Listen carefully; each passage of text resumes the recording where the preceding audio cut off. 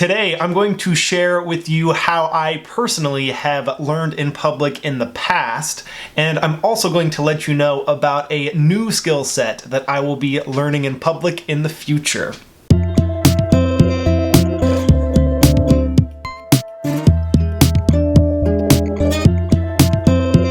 There are two reasons that I wanted to start this project, Learn in Public. The first is that I have seen the benefits of it work for me in the past, which I'm going to share in a bit.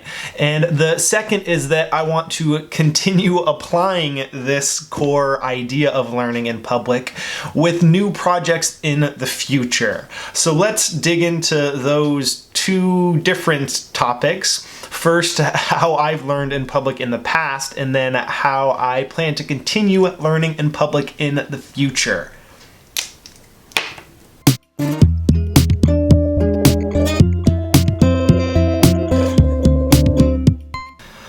So the example from my past, how I have learned in public, can be found at thegraphicrecorder.com. So that was a blog that I set up when I first got interested in the field of visual thinking, and I knew that I wanted to develop my visual note-taking skills and share my progress as I did so. And I kind of did that really on a whim.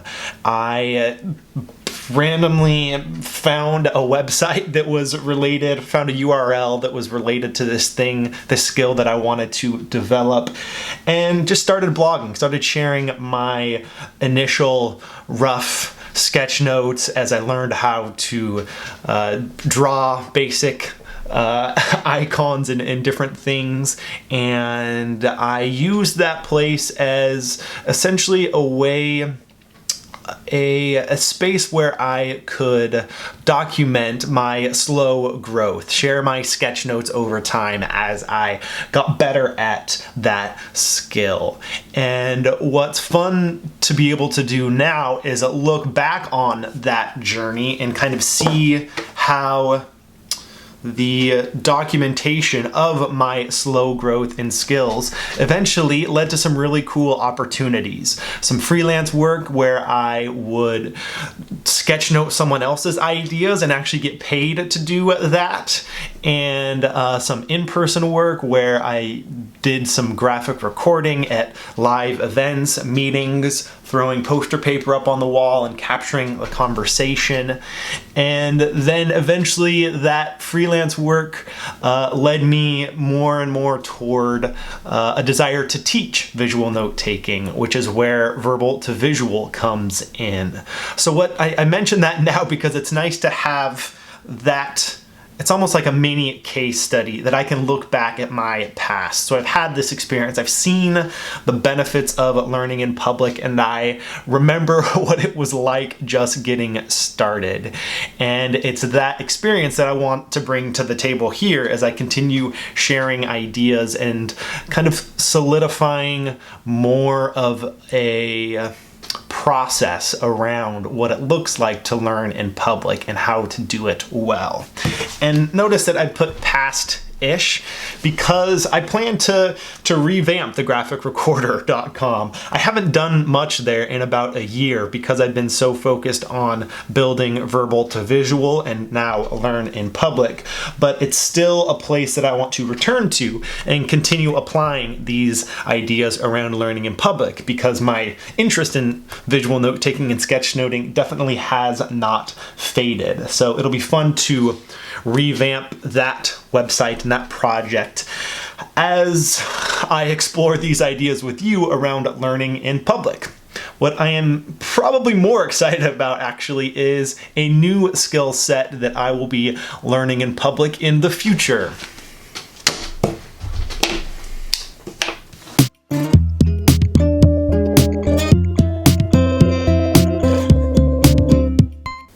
You might have noticed there's something new in the background that wasn't here in the previous videos, and that is this keyboard right here, which is related to my future endeavor. The way I'll be continuing to learn in public is music skills. So I've always been interested in music. Who isn't, right?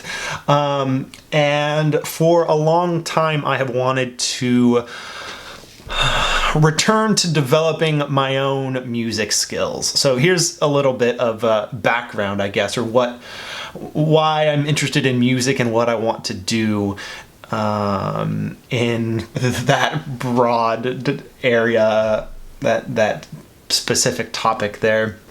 I grew up singing in the junior choir at church. In middle school, I started playing the trumpet and continued that into high school, played in our high school jazz band for a couple of years.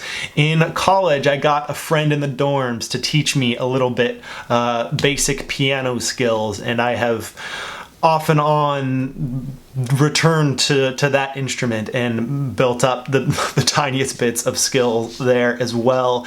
And later in college, while studying abroad in Ecuador, I got my host dad to teach me how to play the guitar, and again kind of have off and on returned to that instrument. And I am not very good at any of those, but I enjoy playing them. I enjoy learning more about music, kind of the theory side of things as well.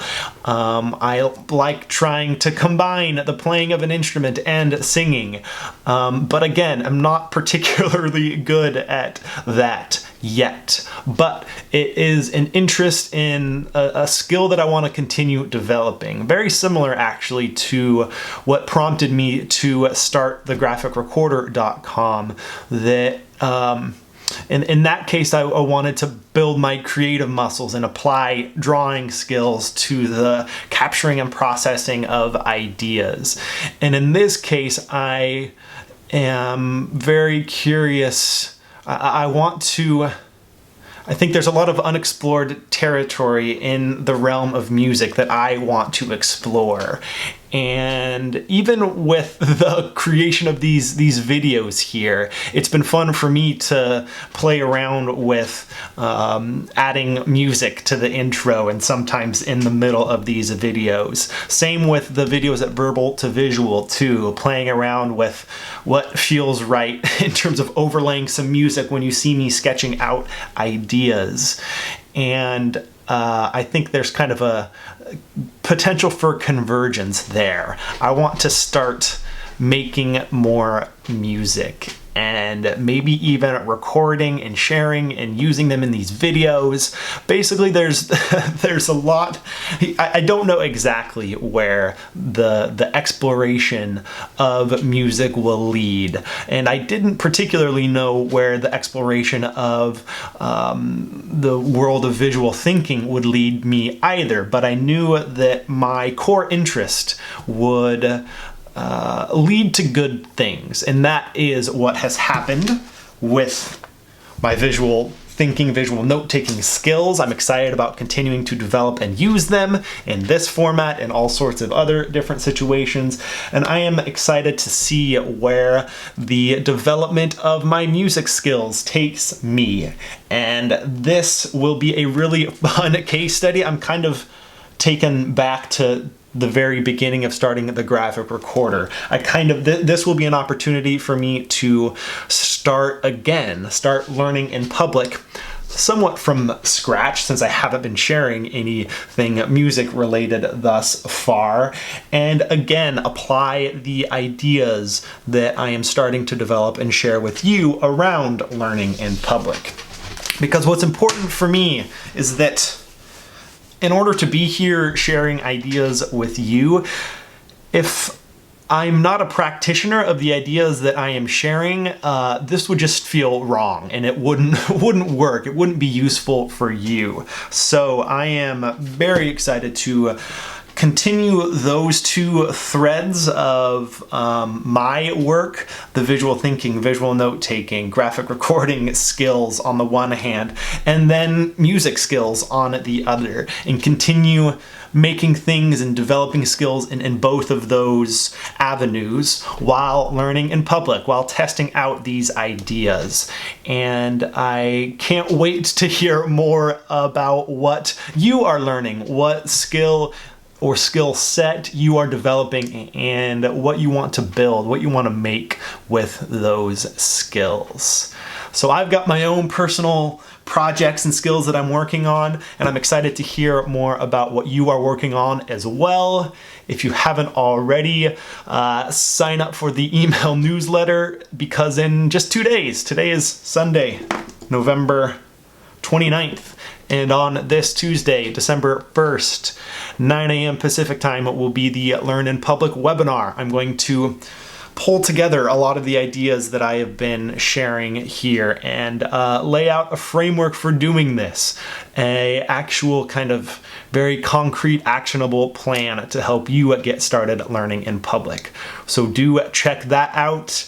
I am excited to bring all these ideas together and put kind of a full framework, full actionable thing out there for you, and to see and hear how useful it is and how I might be able to make it better.